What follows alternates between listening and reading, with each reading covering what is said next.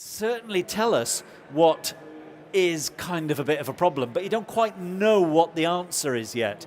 We have to work together then to develop that answer.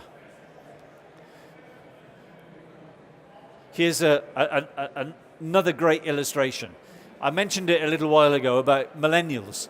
Millennials would much prefer to leave their wallet at home than their telephone. The problem is, up until very recently, if you went anywhere with your telephone, you couldn't pay for anything with it. Although you had credit on it, you had access to lots of data and so on and so forth, you couldn't pay for anything with it. You still had to have some form of recognized banking kind of paraphernalia, a card or a checkbook or some cash. So here's a company, again based in Wales, unashamedly based in Wales, called RMS, Retail Management Services. Retail Management Services, fastest growing company in Wales right now, just opened a place up here in London. They developed the concept of mini checkout. And what's really important about this is that all of their research, all of the outcome, all of what you see on here was developed in collaboration, cooperation with the end user. And the end user in this case are 18 to 24-year-olds. They sat down with a group of 18 to 24-year-olds and said, what's your problem? And they said, well, you know, we live by our telephone. Our telephone is everything. It's got our music on it, we take pictures on it, our Facebook, our Twitter, so on and so forth. And out of that kind of research came the idea of mini checkout, which is a little bit more than just a payment mechanism. This is a mechanism where you can self-scan. It's coming into a number of retail operations in the next year or so. I think it's going to start with probably Asda and Tesco, I think. You can self-scan as you're walking around the store, and when you get to the checkout area, you scan the whole lot into a piece of kit that gives you a receipt, and out you walk. Because one of the things that millennials said that they had a problem with is being slowed down in their daily business, in their daily lives. They didn't want to talk to somebody on the checkout who asked them whether or not they were going to have a dinner party tonight or not. Have you noticed that when you go to Sainsbury? Sainsbury annoy me at the moment. I go into Sainsbury and usually my wife says, can you pick up something on the way home? So I dash into Sainsbury and I pick up some stuff and I go to the counter, and the lady behind the counter or the gentleman behind the counter or sometimes the teenager behind the counter, they desperately want to have a relationship with me. They want to know why I'm buying bread and beans. Almost at a point where they say, oh, is it beans on toast again tonight? Is it Dr. Deacon? I said, no. Millennials don't want that kind of relationship. They want to get in, get their stuff, get out, and get on with their lives. That could be going to the gym, going to the bar, watching telly. It doesn't matter how insignificant we might think some of that stuff is. It is what they want to do. So RMS sat down, listened very carefully, and I must admit they listened very carefully to a lot of their female audience and came up with mini checkout. Brilliant idea. It's going to, I think, revolutionize a lot of retailing, particularly in convenience areas. Okay, number 3 on the list, we have a solution, this will solve your problem. We have a solution, but we've forgotten actually that it'll solve a problem. So we need to work out how we can put that in front of people. So we have a solution. You all have businesses with solutions. Could you think about ways of making more of that solution? My next illustration, because I'm old grey, angry most of the time, Welsh, which angry and Welsh and red-headed goes together in a usual mix. This just appealed to me when this started to happen. And it first started to happen in Apple stores. This is an O2 guru. Apple have had gurus in Apple stores for many years now. What I like about that is that the solution was there. They knew all the answers to all the technical stuff about these bits of kit. I walk into the store, my problem is I don't want to be sold anything that I don't know how to use. I don't want to be sold something that I'm not quite sure if I need or not. What I want to do is have actually a conversation with somebody that they know what they're talking about, but they know how to talk about it in my language, my level of understanding. What will it do for me? That's the solution. My problem, I don't want to go and talk to a 12-year-old who can tell me stuff that I'll never ever know anything about and never ever use. I want to go and have somebody explain to me what this might do to enhance my life. Maybe my problem is that I just need to get my emails when I'm on the go. And I've recently bought a new tablet which allows me to do just that. I don't want to do anything else. I just want to pick up my emails. And because I'm getting old and my fingers are getting a bit stiff, I need a little bigger keyboard than the one that's on my smartphone. So I got something that I can do that with. Fantastic. And the person that sold it to me understood exactly from where I was coming. You have those solutions in your organizations. Have you thought about how you can enhance that, make more of it, add more value? Finally, we have a solution. Now we're going to tell you what the problem is. I love this. This is my favorite one because I run master's MBA assignments on this very question. And the very question is that. Oh, I don't know whether you can see that. That's just a very small part of the amount of toothbrushes that are available in a Tesco store. And this all came out of the fact that one day I was looking for a toothbrush. I was on my way to the airport and I needed a toothbrush, and I popped into Tesco and there were in the end I just stopped and counted them all, 140 varieties of toothbrush. Now, I don't know about you, I just need one toothbrush that cleans my teeth. I don't need all this other stuff. And then, as the more I got into this, the more I realized that actually toothbrushes were an implement of some fetish nature. They belong in the pages of 50 Shades of Grey. There's ones with rubber ends, with soft bristles, with bendy bits. There are ones that reach the back teeth, the front teeth that I didn't even know I had. That's 50 Shades of Grey for you. So, whimsically I'm telling you about toothbrushes, but actually what the story is much more detailed than that. Back in the 70s, 60s and 70s, there were 4 reasons why we bought toothpaste. To give us fresh breath, clean our teeth, make them look presentable, so on and so forth. And all the time, 20 odd years ago, there was a thought that yellowing teeth were actually much stronger than whiter teeth. That the yellowing of the enamel actually made our teeth stronger. And there was proven clinical research to suggest that this was the case. And then somebody said, wouldn't it be great if we had whiter teeth? The technology was there, but nobody had used that before. Nobody had brought that into toothpaste domestic application product. I wager now that if you went to Tesco to buy toothpaste, let alone a toothbrush, although some toothbrushes now claim to be whitening, there's a whole stack of teeth whitening stuff out there. So the solution was there, it just needed to find a problem. And this is about the underlying principle of market development. Can we develop a whole new market? The famous ones are there. Apple with the iPod and the iPlayer.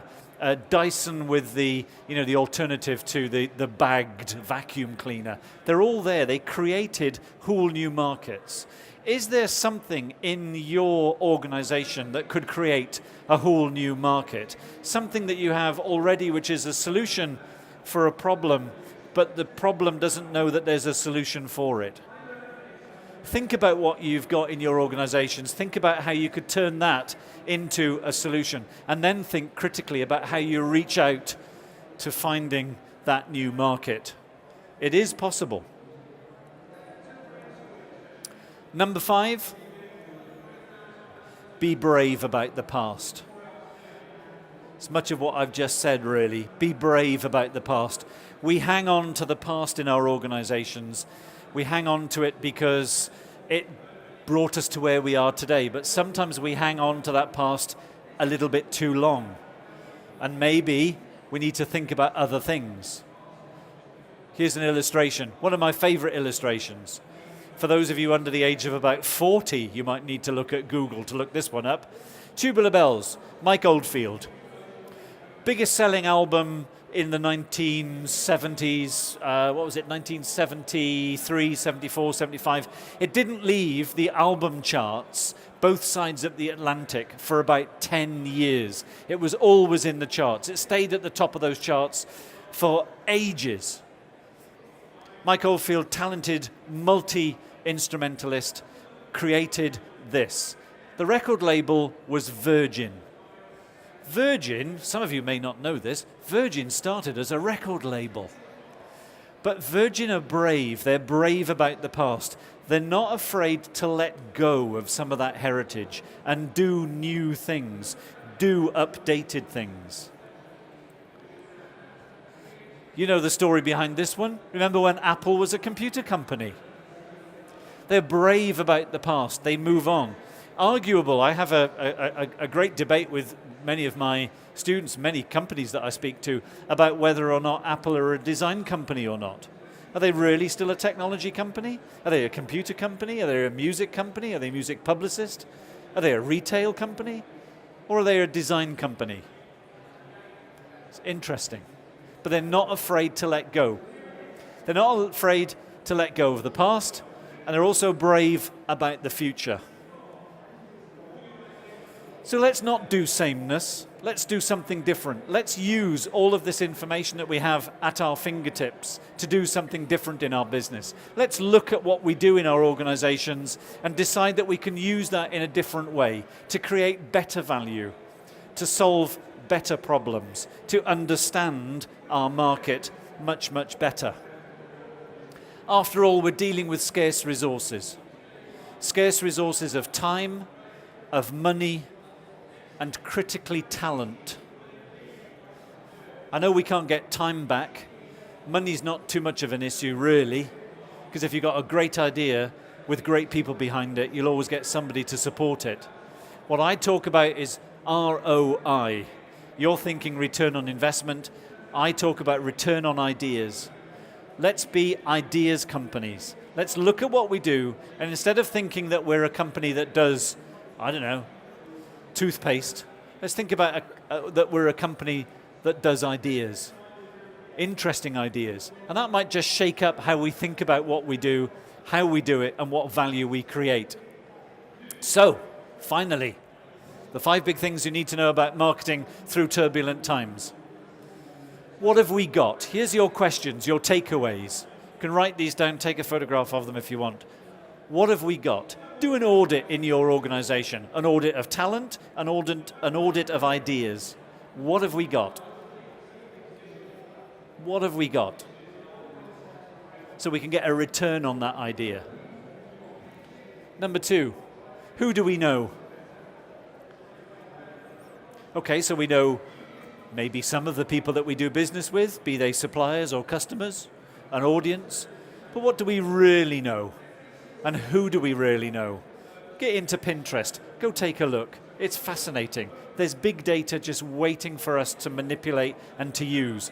Valuable resource, absolutely free. Look me up on Pinterest as well. What's your tribe or tribes? I mentioned tribes earlier on. I could talk for days about tribes. The concept of tribes, instead of segmenting a market into demographics, think about segmenting your audience into tribes. Tribes, communities of shared practice or communities of shared interest.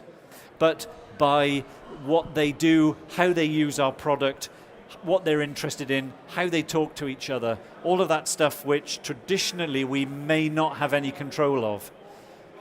And the minute we let go of that need to control, that's when our businesses will go stratospheric. I guarantee that. What's our tribe? Work out who your tribe is. And what could we do? What could we do? If we started doing all of those, answered some of those earlier questions, what could we do? Very often when I talk to corporate groups, I get an audience to do 3 things over a period of an hour or so. And that's answer 3 simple questions. What business are you in? What business could you be in? What business should you be in? Now the first and the second questions, here's a bit of a tip for you. So the first one, what business are we in? First of all, do an exercise, do an audit. What are we in? What do we do? What do we think we do? Then go and ask somebody else. Go and ask a customer. Go and ask somebody that used to be a customer. Go and ask somebody that you'd like to be a customer and ask them what they think you do. And then take a look at the two answers, or the two sets of answers. The most interesting bit of this, and I've done it with my own university, we asked the senior management team, the executive, what business are we in? And then we asked all the staff, what business are we in? And then we asked some of the students what business we were in. And we got 3 distinctly different answers. Now, I don't know about you, but that's a bit of a recipe for not having a particularly successful organization moving forward, because we're not using the talent. Once you get those things aligned, then you can start doing some stuff. So what should we do? What you should do, I hope, is say, once you've moved on, you'll say, yeah, I knew all that. You know, there's nothing new. I didn't learn particularly much new today from Jonathan's talk. But he did remind me of a few things that I'd forgotten about. He did remind me about a few things that really we should put a little bit more emphasis onto. He did remind me and tell me about some places that I can go and take a look that isn't rocket science, that is actually what business is all about. Business is a very simple proposition. You take something, you add some value to it, you have a relationship with an audience that respects and requires that value, and you deliver it. It's a very simple equation. Every business has that same equation. As we say where I come, diolch yn fawr iawn. Thank you very much indeed. And I hope that's been of some use to you. Please check out the Making Business Happen Awards. I'm sure there are people in the audience that could be entrants, and you could just get yourselves a bag full of cash and a lot of support and more of my time if you wanted it. So there we are. Thanks very much. Thanks for being a good audience. Thank you. Thank you.